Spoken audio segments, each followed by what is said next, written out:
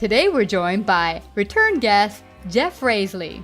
He joins us to share his latest book, Polarized, The Case for Civility in the Time of Trump, an experiment in civil discourse on Facebook. He shares his riveting book on this experiment and how we might begin to unite our country. To find out more about Jeff and his work, visit jeffreyrasley.com. Hi, Jeff. Welcome back to Savvy Business Radio. This is our Heartbeat of the World segment, our video segment. I'm so grateful you stuck with us. We had a little bit of technical difficulty and my tardiness, so I appreciate you being patient and coming on board. You've written a wonderful book, Polarized, which really you delve into, really discover how we can get past this animosity that our country is having right now after the elections. And you did a little experiment through Facebook, and I was totally floored at the idea. Awesome idea. Share a little bit with our audience what prompted you to put together this experiment and then write this book. Okay, thanks, Christina. And yes, it's good to be back with you again. So after the election, I have to admit I was disappointed in the outcome. I voted for the other gal. And like most everybody, including the pollsters and pundits, we were surprised by the outcome. You know, from the network news down to local papers, all the predictions were that Clinton would win. She didn't. So I myself went through the stages of shock, anger, grief, and I saw everybody around me being stuck in one of those two stages of anger or grief. And after a while, I thought, this is not healthy. I don't want to stay in that state. And what really kind of pushed me out of that state and into a state of curiosity was going to the Women's March, the day after the presidential inauguration. And here in Indianapolis, I think there were 8 to 10,000 people that showed up. And most of them were very angry. It really was a demonstration against President Trump. And I thought, you know, certainly we want people to be politically active, express themselves, but people are just angry, and this is not healthy. So I wondered, well, what could somebody who's just a regular citizen do about it? And because what was really lacking, I thought, was civil discourse, just people discussing reasonably their differences, and people weren't able to do that. So I thought, well, what is the widest communication network that I have, or that actually is in the entire world? Facebook. And I've been fairly active on Facebook, had participated in some kind of political sort of threads, but mostly what I'd seen on Facebook is the same thing I've been experiencing, which is anger. People were just expressing their outrage and their, you know, if whichever side you were on, you were outraged against the other side. I thought, okay, well, I'm going to try an experiment. I'm going to invite my Facebook friends to participate in a series of political discussions. Each one would have a different topic. And my only request in the beginning was, please be civil, meaning don't attack each other. Say what you want to say about the politicians, public figures, but don't attack each other. So I sent out this invitation, and I have 680 Facebook friends. 63 people initially responded. Many of those people said, I will not participate. And the people who said, I will not participate, were all anti-Trump. So opponents, liberal Democrats, progressives, if you will. I mean, I think these are labels they would apply to themselves. A lot of them said, I will not participate. I don't want to talk to those other people. I don't want to talk to anybody who would have voted for Donald Trump. Mm-hmm. A number of pro-Trump friends responded, and their responses were pretty much, yeah, why not? Give it a try. And there were a number of Clinton supporters who also said they would be willing to try. So I thought, okay, well, I'll go ahead, give it a try. Posted the first topic, Mm-hmm. which was immigration reform. Mm-hmm. And the way I did it is I would put up a topic as a question. I kind of lay it out and then end with a question and try to make it neutral. So with immigration reform, it went something like, we all agree that we need secure borders, but we also agree that immigration is a positive economic force for the country. We like to be able to travel ourselves. We don't want borders just shut down. So it seems to me there is a balance that we could find in secure borders, but also gaining the economic advantages of immigration. What do you think the balance should be? Well, that initial topic did not get a lot of responses. There were probably only about 10 comments to it. But a lot of people liked the discussion, you know, hit the little like button. So I thought, well, okay, I'll continue. The next topic was, should Jeff Sessions be confirmed as Attorney General? And that was going on right at this time, because this was in late February, so about a month after the inauguration. And that topic got a lot of responses, a very vigorous debate. It was really interesting, and all but one of those liberal Democrats who said, I will not participate, they all joined in. So after 2 months of doing that, I declared an end to it, but I thought this was so interesting that it was worth writing about. And at first I thought, oh, this is an article. Yeah. And I got more and more interested in, well, why did we reach this point where people I knew did not go home at Thanksgiving because they, just couldn't be in the room with somebody on the other side politically. Yeah, and this is amazing. I even heard people that I'm working with as a consultant who said my wife voted for Trump and now I want to divorce her. I'm like, what do you think has caused this super divide where people are so like, my opinions are the right opinions? I mean, never in the history that I have seen in this country have people been not only so polarized, but their ideas are like concrete. I mean, as I've talked with people in years past, if there was some issue that I believed in, I was hard on, we started negotiating or not negotiating, debating on it. If they had a good argument, I would still listen. I would not be like, hey, you're wrong. There's no listening to you. There wasn't this kind of wall up. Well, what do you think caused the people around the country to kind of have this wall and kind of just get stuck on one idea, whatever they choose? Yeah, I'm right, you're wrong. If you don't agree with me, you have to be wrong. Yeah, well, that's what really fascinated me.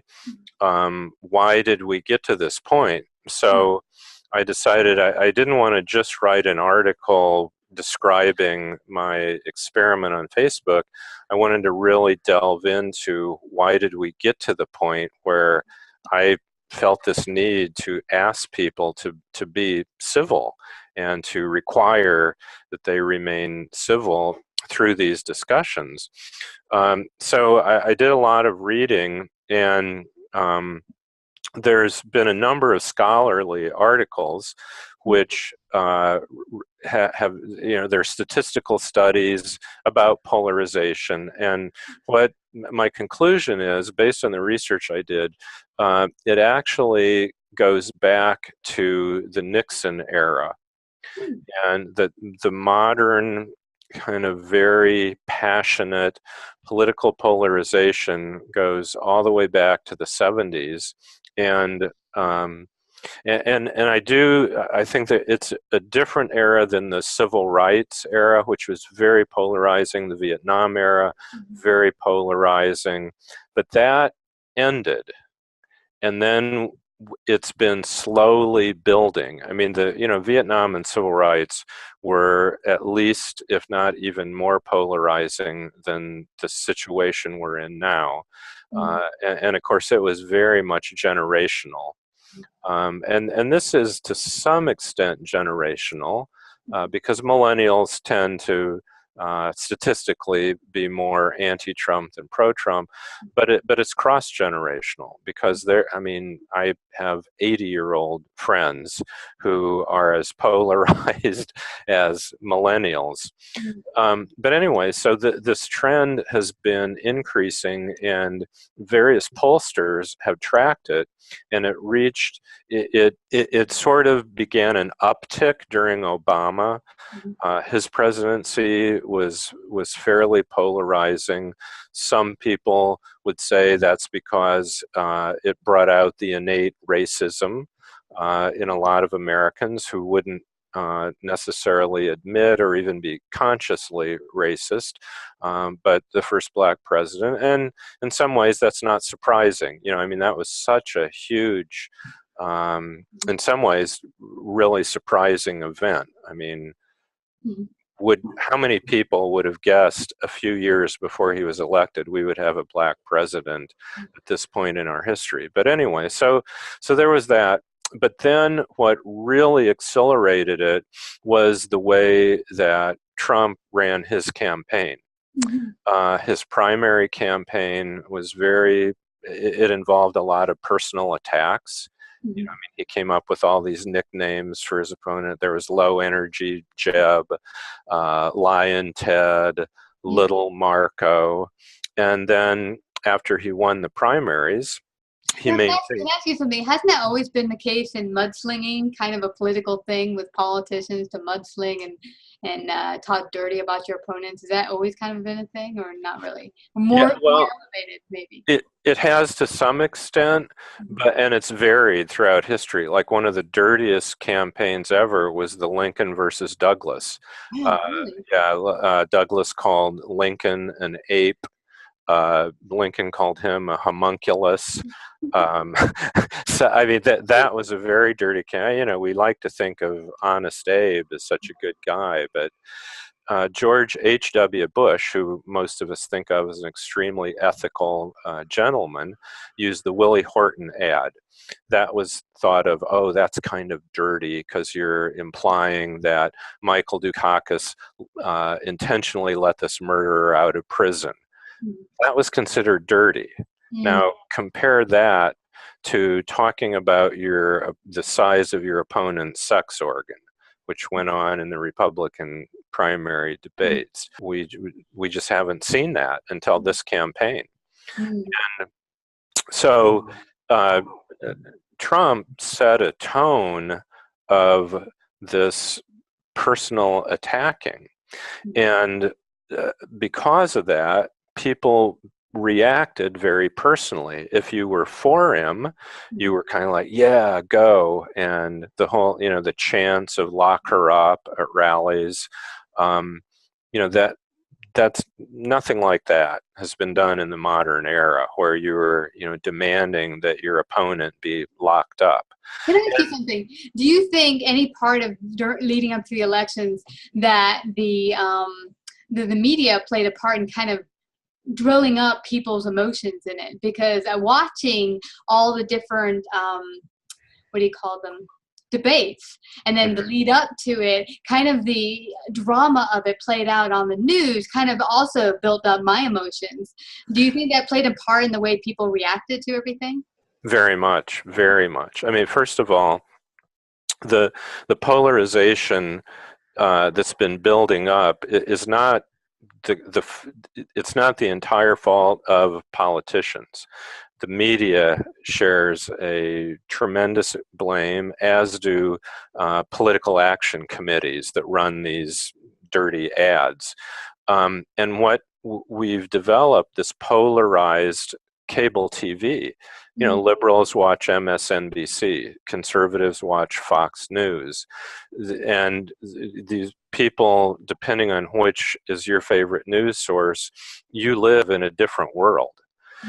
One of the things I did in the book is I took a news story and took 4 different newspapers and showed how this very same news story was presented.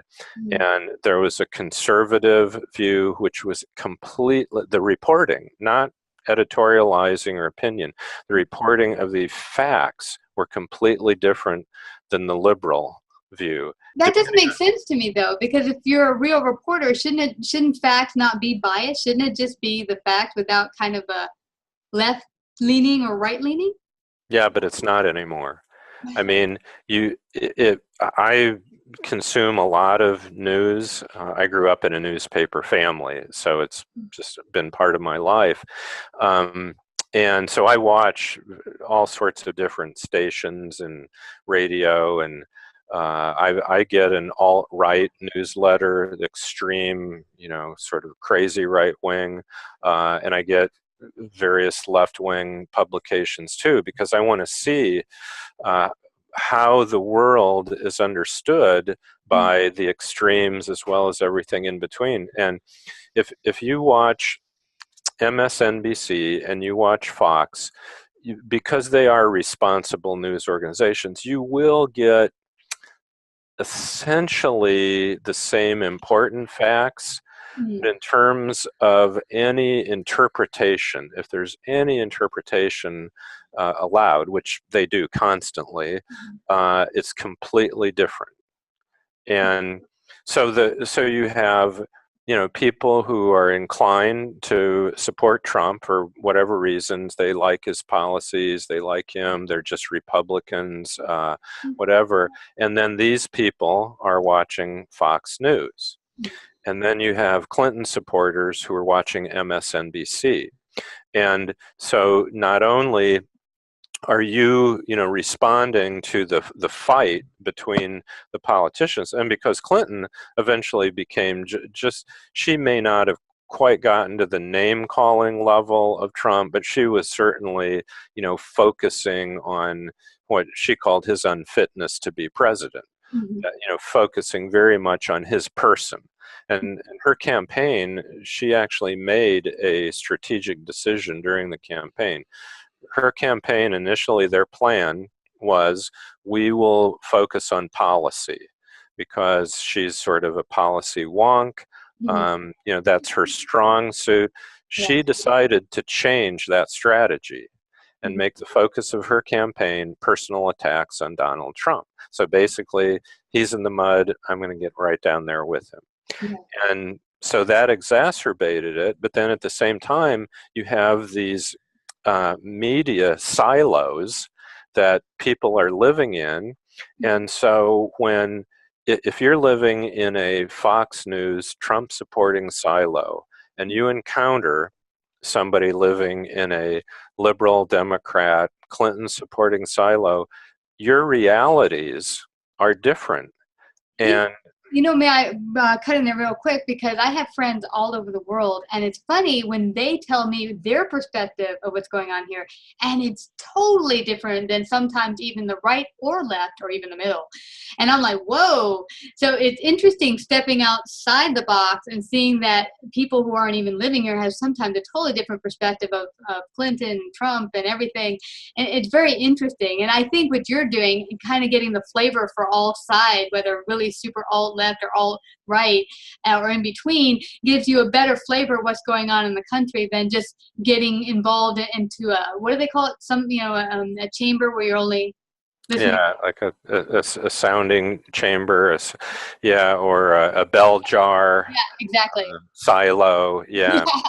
Well, Exactly. yeah, I have a whole chapter on siloing. I mean, a few years ago, I'd never heard of the term silo. But so that's become a whole sort of cultural meme about how we're living in silos. It's interesting you brought up the international, because I'm just back from Canada. I was up in Canada for 10 days. In June, I was in Italy for 2 weeks. Oh my.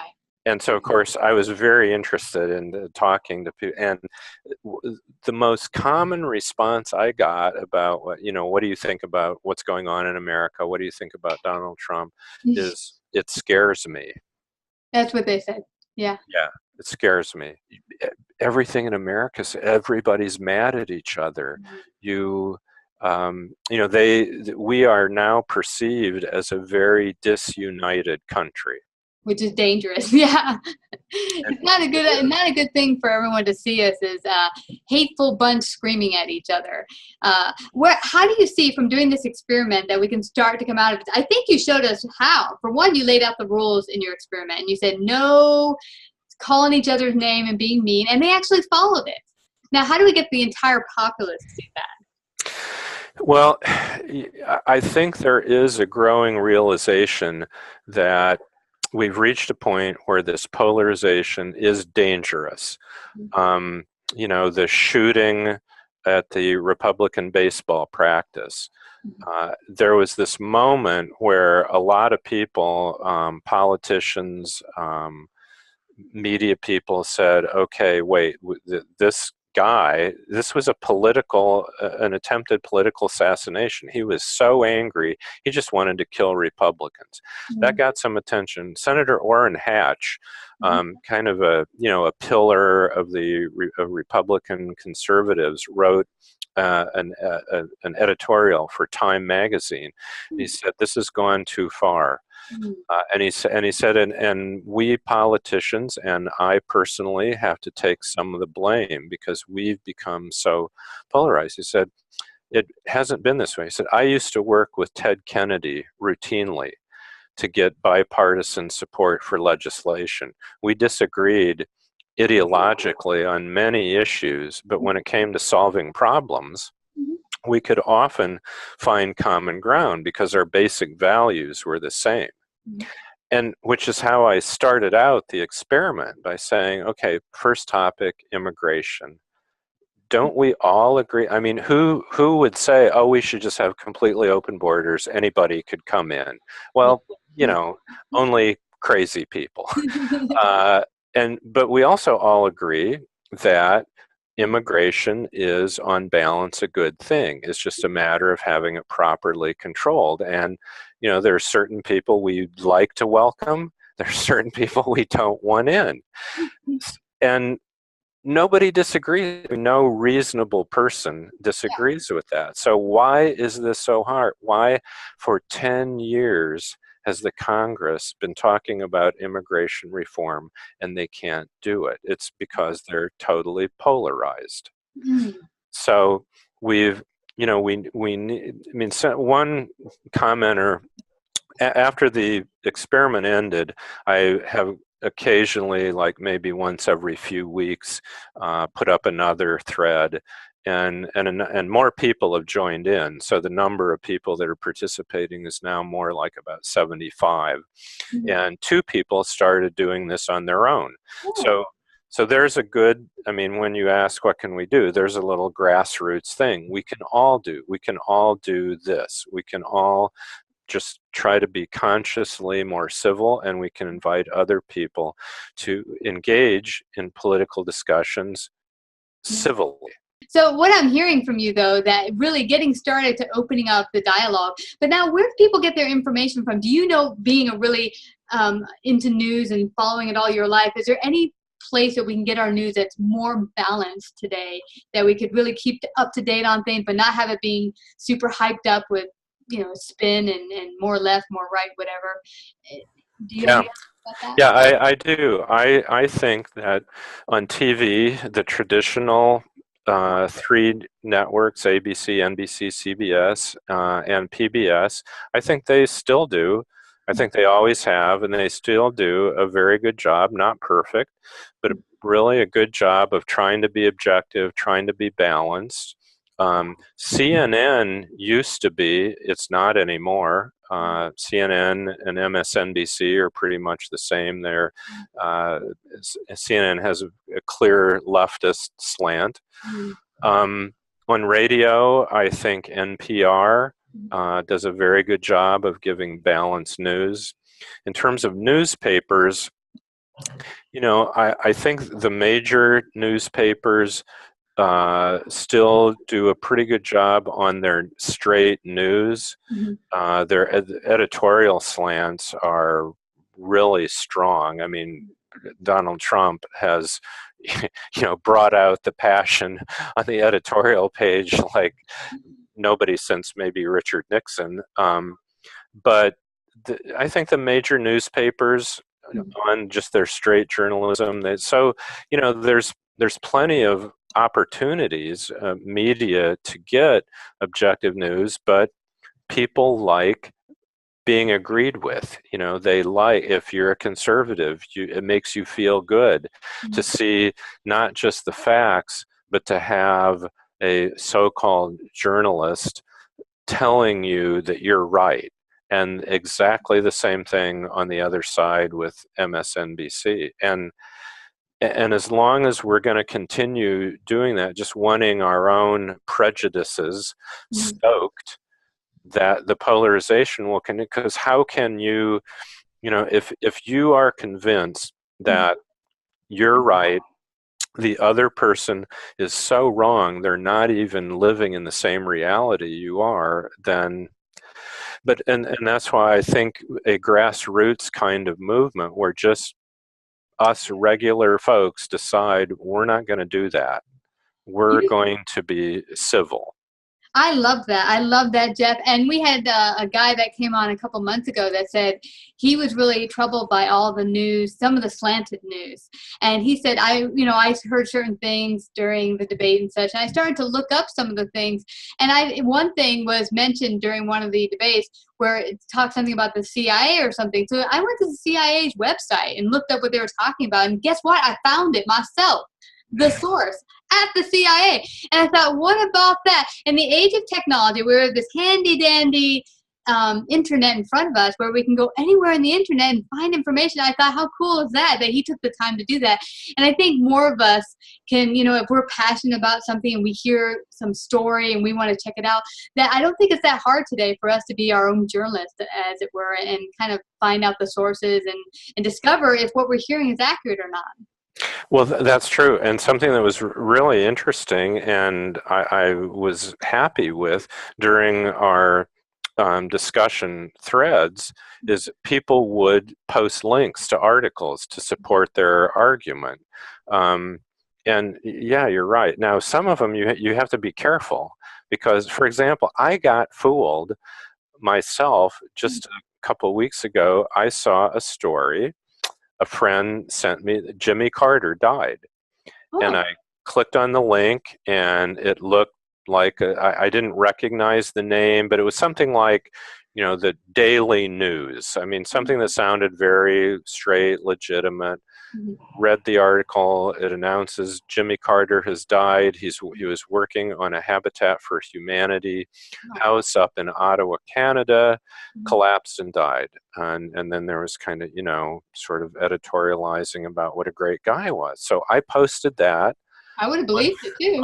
On Facebook. And a friend had sent it to me.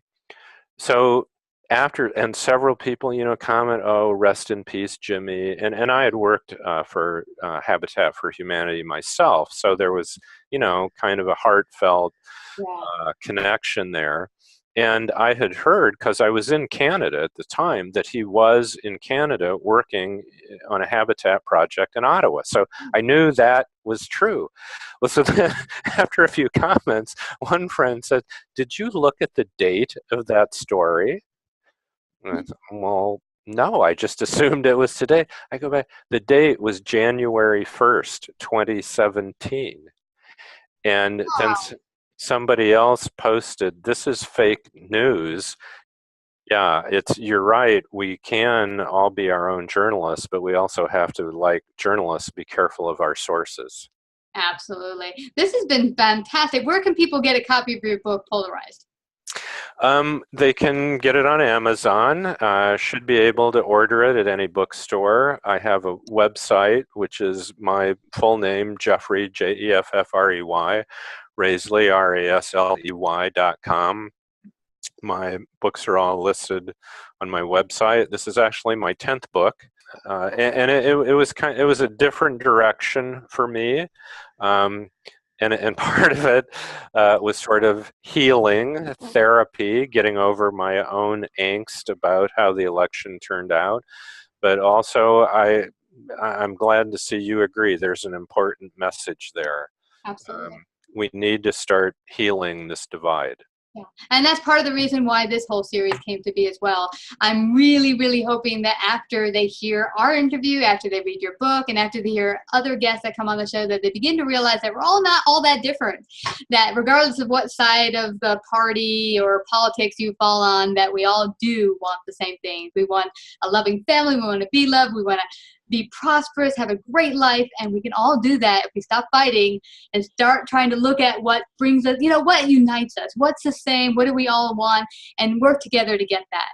Well, I want to thank you again, Jeff, for coming to share your book, Polarized, and for writing it and doing this experiment. It's so necessary. I'm grateful that you took the time to not only heal yourself, but help to heal all of the rest out there who are still, maybe suffering and still in angst. And so thank you so much for coming to Savvy Business Radio.